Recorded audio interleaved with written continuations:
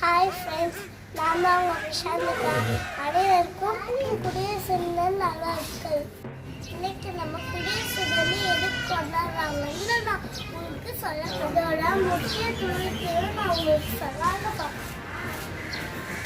August 1947 India சுதந்திரம் பெற்றிருந்தாலும் அரசராட்சியை ஒழித்து குடிமக்கள் ஆட்சி கொண்டு வர சட்டத்திட்டங்களை உருவாக்க 3 வருஷமாச்சாம். அந்த 3 ஆண்டும் இங்கிலாந்து அரசர் 6ஆம் ஜார்ஜ் நம்ம இந்தியாவை ஆட்சி செஞ்சார். அப்போதான் ஆட்சி அதிகாரத்தில் மவுண்ட் பேட்டன் பிரபு இருந்தார்.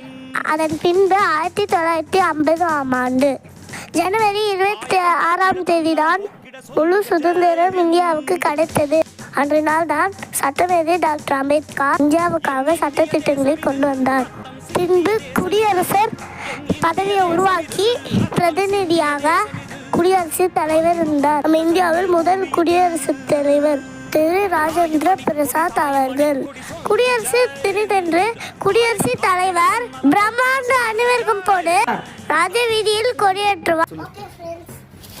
எனக்கு தெரிஞ்சதெல்லாம் உங்களுக்கு நான் ஷேர் பண்ணிட்டேன். டாடா, பாய் பாய். அடுத்த வீடியோவில் பார்க்கலாம். ஜெய் ஹிந்த்.